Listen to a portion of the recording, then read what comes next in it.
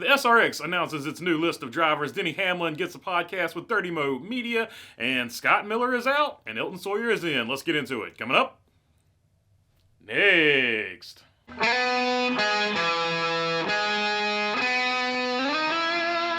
What is going on, everybody? Hope you're doing good today. All right, let's start it off with the SRX news.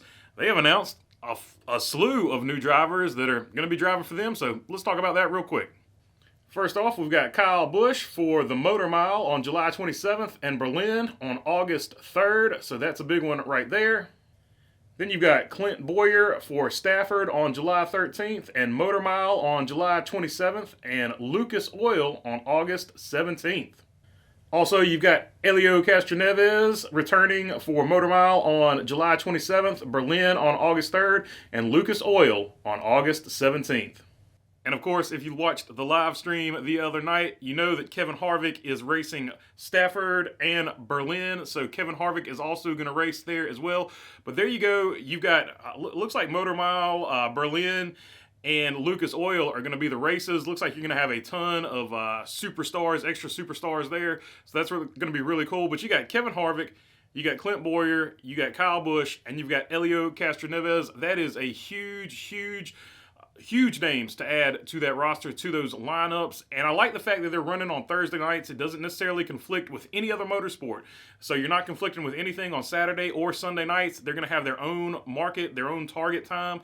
So that's going to be a really cool deal for them. And I like everything they're doing. They've lined up the schedule so that basically when they're in the same town as NASCAR, NASCAR drivers can go over there and drive for them. I think that's going to be a really cool deal for them going forward. And don't think for one second that NASCAR is not looking and paying attention to this.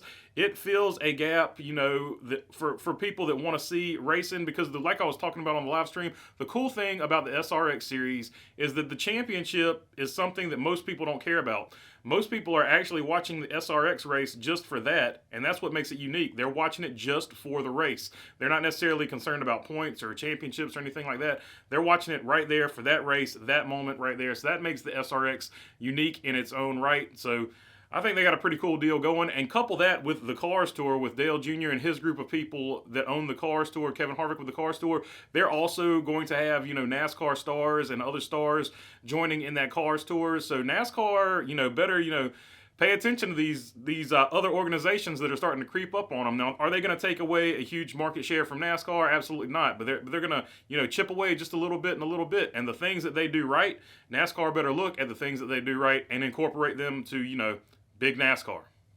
All right, speaking of Dale Jr. and superstars, Denny Hamlin announced that he will be joining Dirty Mo for his own podcast called Actions Detrimental with Denny Hamlin.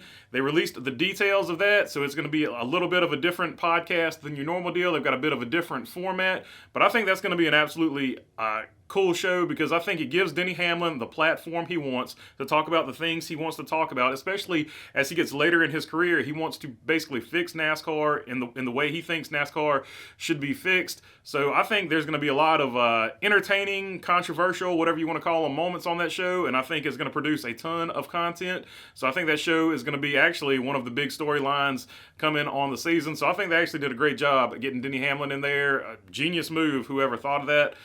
So I think they did a good job there.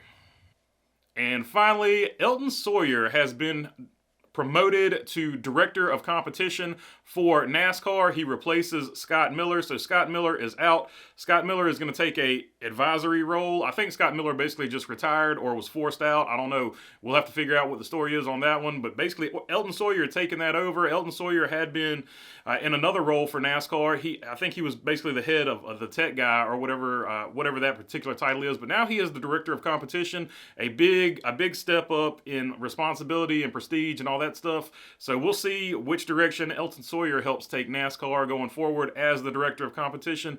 Will he be the guy that fixes the short track package? Will he be the guy, you know, that steps in and fixes some of these problems with the next gen car? It's now on his table. It's on his plate.